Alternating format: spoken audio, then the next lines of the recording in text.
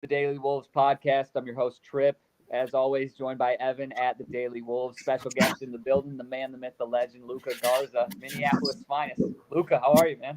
I'm doing great. Thank you guys for having me. I appreciate it. No, thank you. Who are we kidding? We'll be keep it lighthearted, have some fun here. I got to ask right out of the gate. I used to live in Minnesota for years. I live in Detroit now. Want to know for my Detroit people? I live in a suburb called Grosse Pointe. I don't know if you're familiar, but Yeah.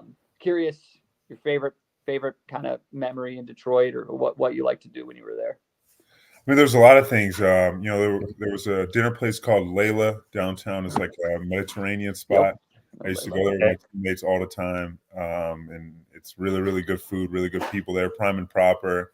There's a couple good spots downtown. I live downtown, right next to the facility. But Kelly Olynyk and Saban Lee were two guys I was really close with, and so probably a lot of good memories. Just spend some time with them, and Little Caesars always had a lot of energy too in that building. I love it, and I love the fans of Detroit, and they got some special things coming.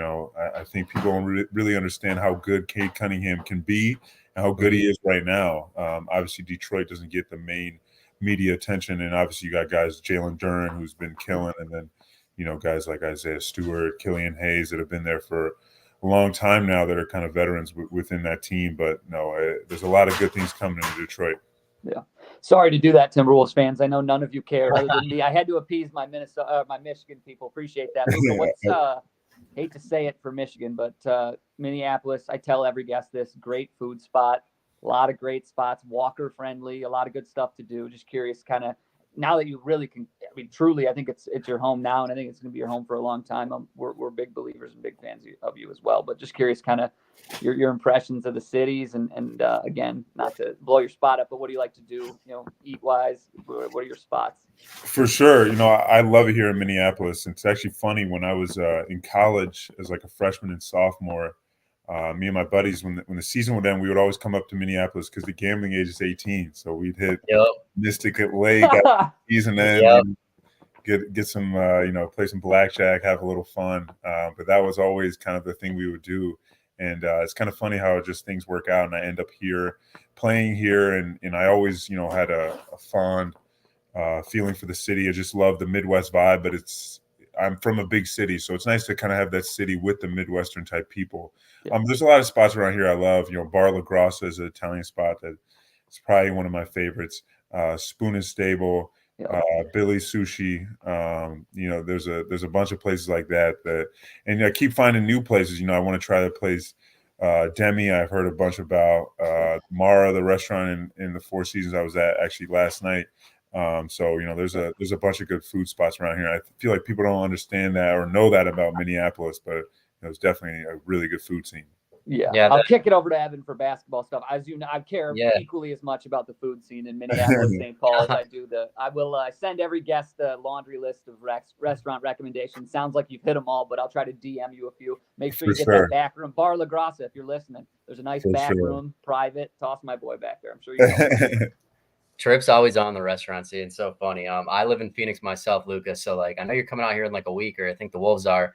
But yeah, if you need recommendations, I got you with a couple of places as well. But yeah, let's get some Wolves talk, man. The Wolves, obviously, you guys, great record, start off, and you beat some big teams. You beat the big dogs, right? In Denver, coming on undefeated. You beat them. Celtics, you beat them. They were the number one offense in the NBA. You guys were the number one defense in the NBA. What makes the Timberwolves team so special? How did you guys accomplish being, one of the best defenses this year in the league? Well, I think we're, kind of putting all the pieces together finally. I think last year, part of the reason we couldn't get a full rhythm going was we didn't really have that full of a training camp. Cat was missing. He was sick. Rudy was dealing with some injuries from playing in some of the FIBA stuff. So we never really had opportunity to have those two on the floor together in practice time. And obviously throughout the season last year, we just dealt with so many different injuries, so many guys missing games at different points. So we never really got a full kind of rhythm with this whole squad. But we had such a amazing preseason, being able to go to Abu Dhabi, win 2 games out there, a lot of hard practices, we just did a really good job of being locked in on that end. And I think we've discovered that if we hang our hat on defense, we're going to be in every game. And obviously we have some studs on the offensive end. And, if we're keeping it close with everybody because of how good we're defending, that star power is going to take over like it did the other night with Anthony Edwards. And obviously we have so many guys that can step up in those moments. Jaden McDaniels hit some big shots, Mike Conley. But, it's just one of the, best wins I've been a part of, just being with the Timberwolves in terms of, there was foul trouble. There was so much adversity. We go up 7, we turn the ball over when it looks like we're going to have a breakout. And, they come back, they get the lead, and then we're able to really just sit down and guard and get big stops down the stretch and allow us to stay in that game. And obviously the shot making at the end, when we can put the ball in Ant's hands in those moments, he's gonna deliver. That's just the type of player he is. He's a special player, man. I mean, your whole team, it seems like it's coming together. We're watching from a distance. It looks completely different than the start of last season. And then I had asked on our social media, for people to ask if they wanted us to ask a question for you. And one of the things that somebody asked is, what was the locker room like after last night's big win against Boston, man, or a couple nights ago, I guess?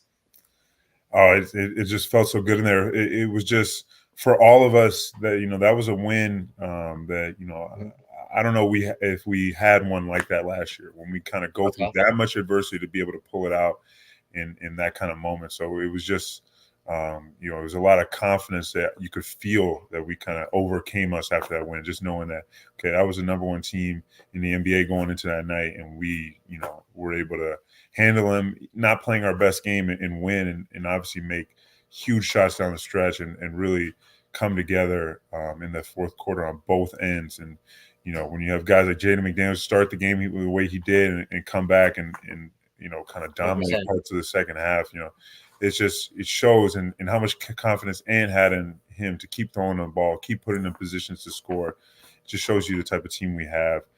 So it was really fun to be a part of. And, and I think the interesting thing is how locked in we're to keep this going. We don't want to do it one time. We want to be able to be consistent. Yeah, 100%. Something we weren't able to be last year. We were kind of known as an inconsistent team. So that's something we're trying to change. And, that starts with being locked in tonight against the Pelicans and getting another win. Yeah, man. Go ahead. Trip, real quick, I'm going to let you get the next one, man, but I got to ask one more, because this was one more question that we had as well from our social media. What was the first thing that you really bought with the money that you got from, your NBA contract? There was a couple things. I think one of them was a big gift. I bought my mother a car. So I think that was well done. One of the best things I did. And 100%. one of the stupid purchases, I bought like a 85-inch TV that once I left Detroit, it's been in a storage unit. I haven't even used it. It's just it's so massive, it doesn't fit anywhere else. Yeah. That one wasn't too smart. Yeah. We've all done that. I bought the frame TV recently. I don't know if you're familiar with the one that like you can put like a painting on it. It looks like a. Oh, really? That's stupid, but it was a waste of money. It's way more than a regular TV. It was a very dumb purchase, but more so for my wife. So gotta keep her happy. But to that point with the Pelicans game, like I'm just curious, like what is your game day kind of routine? Like when do you get, I'm weird. When I was a kid, I fell in love with the Timberwolves when I first moved there. When I was a teenager, I used to go, like I was a pretty big fan. So I'd go really early. I'd get there, the doors would be open. I'd be the first. I'd just hang out at the tunnel. I'd watch you guys pull in your cars. I'm just curious, like what your game day routine kind of looks like, and if it's the same or if it kind of shifts or what. Yeah, no, for sure. I mean, there's a lot of things. Obviously, our director of player development is awesome, and especially on game days after shooting around, all the younger guys who, are in the rotation, kind of not in the rotation, whatever it is. We play what's called Sissel Stay in Shape League. So we play a little bit after shoot around. So that's kind of always part of my game day routine. And even if I'm playing that night, I love to play in the game before in the morning, just because it allows me to have some rhythm, get shots up in real time, real game conditions, and can lead to having a really good night. So that's one of the main things that I do every single game day. And obviously I've been big on meditation my whole career. So I meditate, hop in the shower, head to the gym, and once I get on court, obviously I start with some touch shots, floaters, get into my mid-range jumpers and threes, movement threes, and I feel like I'm kind of different than a lot of other people. I like to play simulated one-on-one with a coach or whoever it is on both blocks, maybe on some pops, and play out of that. I just always like going into a game to have a little bit of rhythm from kind of game like conditions, just because I feel like that's the best way for me to warm up is feel out some moves, feel how my touch is feeling, and get me ready to go for the game. So I think those are kind of the main things that I do on a game day, and I think that really helps me out. Yeah, definitely not talking to us before a game normally. Sorry to do that to you. Appreciate you hopping in. It's all good. Yeah, Evan. I got a question, Lucas. So I know you're close, from what I hear, to kind of Rudy Gobert, right? You went out and worked out with them in France and everything like that. Speaking of meditation, I know Rudy Gobert did that. I know you guys are in phenomenal shape. I know you got your body in shape, and Rudy's in phenomenal shape. Like, did Rudy Gobert help you this off season, like kind of through that, or how does that all go about, man? How'd you form your friendship and become really tight? Yeah, no, I think, that was one of the unique things when I came here. Obviously in Detroit, we didn't have too many veterans, like guys who had been in the league for a very long time. So, I had a couple guys who were my vets in Detroit, like Kelly Olynyk and other people like that. But, there was so many of them here in Minnesota. We had a lot of guys that had a lot of experience in the league. And Rudy was always one of those guys who always was trying to get people to come out to dinner on the road, like come have dinner with me, all of this kind of stuff. And actually, me and Matt Ryan, were kind of the first two to take him up on that, and that became a thing every night on the road. We were, out somewhere having some dinner, and so that kind of just started with that.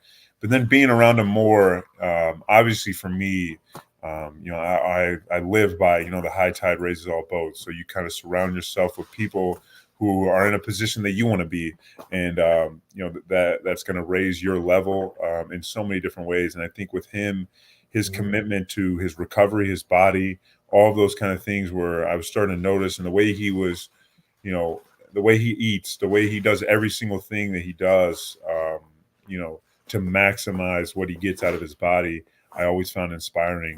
And, so that started with that, and being around him enough, I think, he definitely rubbed off on me going into the summer. And obviously when I was in Paris, there's no better guy for me to, kind of play one-on-one with, or, battle with than, the defensive player of the year 3 times. And so being able to do that with Rudy, and I think it's, a good thing for him as well.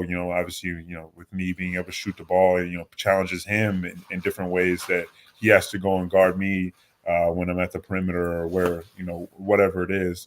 So it's always so much fun for me, and it gives me a lot of confidence just knowing that, in practice, even just in regular practice, training camp, or obviously in these workouts, I'm going against, one of the most elite defensive big men in the game. So I know when I go in and check in against whoever it is, I know I'm going against someone better in practice, and that gives you a lot of confidence.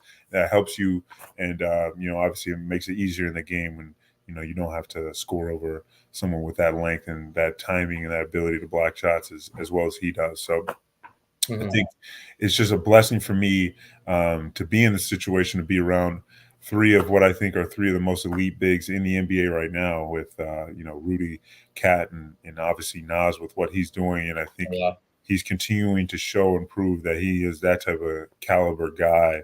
And so for me to be able to in training camp battle with any of them, it helps me. So I get better every single day, and that's a blessing. Is the Rudy Gobert back, man? Because people want to know this. Is the Utah Rudy back, man? Because it looks like it right now. And for obviously you're close with them. What's different between last year? Because I feel like now all the fans are starting to see it. Now the national media is back on it. Everyone talked about that big trade. Was it worth it? And now you're starting to see that player really start to come back, and he looks like he's healthy, and he's out here, and he looks determined, man. He looks confident again. Yeah, I mean, I could tell in the summer, when I saw him in July, like in Paris, it was the first time I'd seen him since the season ended. And, you could just tell by his workouts, the way he was committed, and in the workouts, just the moves he was working on, his touch, his bounce, how he was, his body, everything was just, he just looked way, way more athletic than he did the year before. And I think going into that season last year with, rubbing off with the FIBA and like being a little injured, I think that nagged him in the beginning of the year. And obviously, he's coming to a new situation, with guys he hasn't played with before. Obviously he'd been in Utah for so many years and so, consistent with that type of routine that it always kind of affects a player, whether they like it or not. And I think Mike Conley coming in really helped as well, because I started to see a change in him once Mike came. I thought he was playing at a different level. I thought in the playoffs he was really good for us against the Nuggets. But obviously coming into this training camp, he was dominating in some of these practices, and it was definitely at a level he wasn't doing last year in training camp. And so once I kind of saw that, you could see how determined he was for this season to go the way he wants it to go. And he's bringing a presence around the rim that is just, everyone's afraid to go in there. And that's the effect that he had in Utah. But I think he's right now, the way he looks, especially, on the offensive end and some of the ways he's scoring, some, floaters you'll see him throwing. It's like he never had any of that, some jump hooks and stuff like that. And he's been, I've seen it firsthand how committed he is to working on those kind of shots, because they're, but still, like the lobs he's catching, these all of these things that are, plays that I don't know if he was making last year. He looks, the best. I've seen him since I've been around him, and obviously, I was watching from afar in Utah, but to me, he looks better right now. And to that point, last question I have, and it kind of ties right into that. Like I've talked to your dad about this actually, because we both work in sales. I know your dad has a long, very successful sales career. And I think we lose sight of it because you're a basketball player, but at the end of the day, like it's your career. So that peer-to-peer connection is so important. Obviously we look at it differently because you're an athlete, but it translates in real life in sales and whatever you do. And you hit on it with your relationship with Rudy, but I'm curious, like, from a leadership standpoint, like just the presence that Chris Finch displays day in and day out, like at least from our perspective, we're not behind the scenes. We don't pretend to be, but it just seems like what you see is what you get. And just having that consistent leader across the board, never too high, never too low. Like I'm curious for you, what that's meant for your development and in your early career. Absolutely. And I think, there's a lot of things that he provides for all of us. And I think one of them is he instills so much confidence in his guys. He makes sure that when you go out there, he wants you to be aggressive. He wants you to be assertive in your role, and whatever role that may be. He wants you to have the utmost confidence when when you're out there and put in those positions. And he does a great job, whether, guys are in the rotation, out of the rotation, keeping everyone engaged, everyone ready. You know what I mean? And when you have a coach like that, that's, why, last year when we were down, guys, we were still able to manage to win games, scrape, and get into the playoffs is because of the culture that he's created. And, I think, with the way, he's kind of changed this team's mindset to really decide to hang our head on the defensive end of the ball and, understand how much talent we have on the offensive end if we play the right way. I think he's just been really consistent in making sure that, we get the most out of this team, this group that we can. And, he set the tone with this training camp, this preseason, and you can see that on the court. We just look like a whole different team than we did last year. So obviously it's early and there's a lot more that we have to go through this year. But, it's obviously a good position we're in right now. And we're continuing to push forward, and we're lucky to have, Finchy as our coach and as our leader. Yep. Makes sense. Evan, anything else from you? Well, obviously this is the least important thing that you're going to do today. Certainly appreciate it. But Evan, anything else from you? I got to know too. So last year we have, obviously you're on the team. We have D'Angelo Russell as the point guard. Trade goes down. We get Mike Conley coming in, Nickeil Alexander-Walker. How big has Mike Conley really been, man? Because everything kind of switched. It seems like you had mentioned, Luka, earlier, that's when Rudy kind of got unlocked, right? And so obviously they had a relationship from Utah. But even Nickeil has been big for the Timberwolves. What do they really bring, man? We watched Nickeil last year defend SGA, his cousin in the playoffs and everything. Did a great job. We saw him in the Denver series, locking down players, and he's a young player just like you, just like Nas, just like Ant. What did they really bring to the Wolves, man? Yeah, it's been incredible since they got here. I love D'Lo, and I love what he brought to our team, but I wasn't sure, especially with Rudy, that they had, that kind of thick connection, as well as, you could see how apparent it was when Mike came that, it was someone that was used to Rudy in the pick and roll and used to playing with him, and that really helped fuel our offense.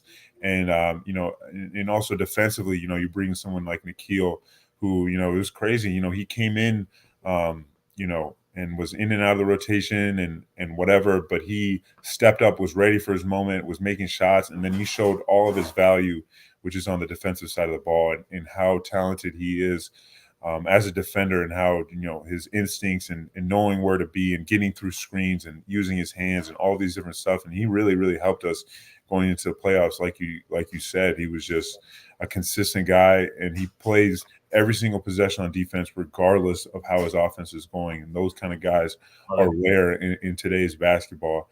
And so it's very, very good for us to have both of those guys. And I think Mike brought, I feel like some maturity, some experience that we didn't have at that position, just in general, also with our team. There's not, there's a guy who's been in the league 15 years and hasn't gotten a single technical foul. We were a team that led the NBA in technicals last year. So, little things like that, he just starts to set a tone. And then once you have a guy like that, he starts rubbing off on, and he starts rubbing off on Jay, and he starts rubbing off on all these different guys. And he sets a tone and kind of sets an example for everyone else, because, on and off the floor, there's no better example of a guy, a person, you know what I mean, in terms of being through this league, being respected by every single person, and obviously, playing the right way, doing everything the right way.